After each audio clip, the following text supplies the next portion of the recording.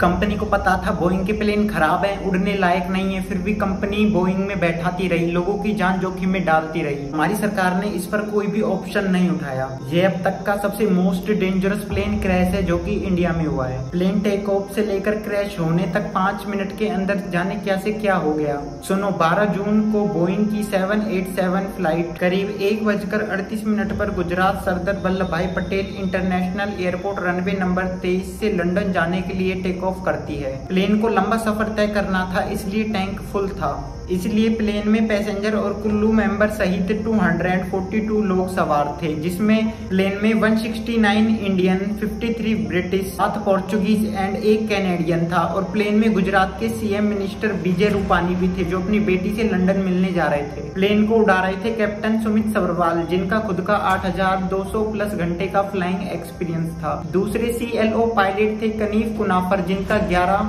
Hours flying उड़ाने का experience था, जो कि काफी अच्छा होता है। और यहाँ पर एक बात याद रखना, कभी भी फ्लाइट टेक ऑफ करने वाली होती है तो उसका रूटीन चेक होता है। अगर चेकअप में सब कुछ सही रहता है तो प्लेन को तभी उड़ाने की परमिशन दी जाती है। ऑफिशियली बात है, इस प्लेन का भी रूटीन चेक किया गया होगा और इसका रूटीन सही था। वेदर भी काफी सही था, इसलिए इसको टेक ऑफ करने की परमिशन मिल जाती है। इसके बाद यह प्लेन 1:38 पर टेक ऑफ हो जाता है और टेक ऑफ के 2 मिनट बाद यह प्लेन गुजरात के विजय मेडिकल हॉस्टल के ऊपर जा गिरा। और प्लेन में टैंक फुल था, इसलिए प्लेन बम से भी तेज फटा। टेम्परेचर की आग में झुलसकर मर गए और कंपनी उनका मुंह बंद करने के लिए 1-1 करोड़ रुपए दे रही है। जब हम टिकट खरीदते हैं तो एक जगह से दूसरी जगह सेफली जाने की जिम्मेदारी उस एयरलाइन की होती है, जो कि जिम्मेदारी भी होती है, लेकिन बहुत लोगों को यह पता ही नहीं होता। जिस कंपनी का यह प्लेन था वह कंपनी काफी सालों से कंट्रोवर्सी में चल रही थी, इसलिए कंपनी पर थोड़ा सा शक तो जाता है। बात हो रही है बोइंग 9 की कंपनी की। 2018 और 2019 में बोइंग के 737 मैक्स 8 के 2 फ्लाइट टेक ऑफ के कुछ मिनटों बाद ही क्रैश कर गई। फ्लाइट थी लायन एयर फ्लाइट 610, दूसरी फ्लाइट थी यूरोपियन एयरलाइन की flight 302।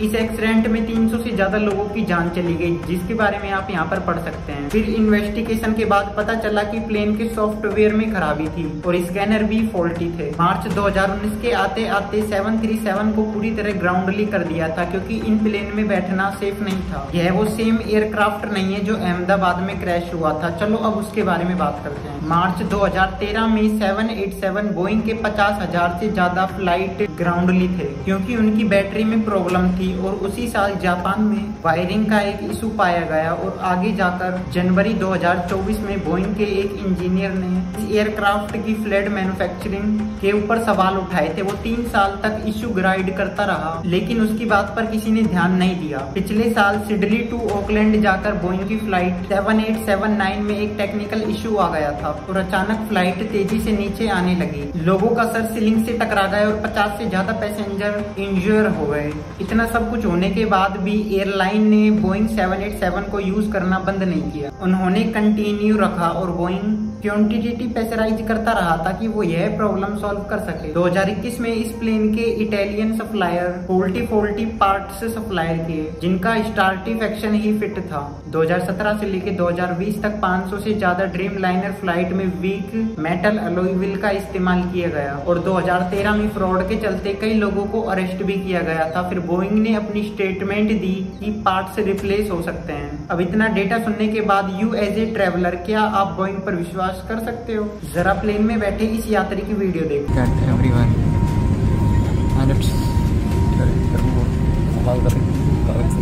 So many people, they are using these magazines.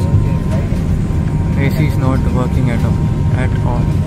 And as you video में साफ साफ दिखाया जा रहा है कि प्लेन कितना खटाड़ा हो चुका है। जब प्लेन के एसी तक का ध्यान नहीं रखा जाता तो प्लेन के इंजन का क्या ही ध्यान रखा जाता होगा। जरा ये हंसते खेलते परिवार की फोटो देखो, सबकी विमान हादसे में मौत हो गई। अब सवाल यह उठता है दोस्तों, क्या प्लेन में बैठे यात्रियों की जान बचाई जा सकती थी? तो दोस्तों जवाब है हाँ, बचाई जा सकती थी। लेकिन भारत में हमारी सरकार के लिए, लोगों के लिए हमारी जान की कीमत सिर्फ एक वोट से ज्यादा नहीं है। तो सवाल यह उठता है दोस्तों कि प्लेन में 2 इंजन होते हैं, अगर एक इंजन खराब हो जाए तो दूसरा इंजन इतना कैपेबल होता है कि फ्लाइट को अच्छे से नीचे लैंड कर सके। क्या बोइंग के दोनों इंजन खराब हो गए थे? बिल्कुल ही खराब थी क्या वो प्लेन? पर प्लेन एयरपोर्ट से उड़ते ही 2 मिनट में क्रैश हो गए। आपकी क्या राय है इसमें कमेंट में जरूर बताना। सब्सक्राइब करना मत भूलना दोस्तों। धन्यवाद।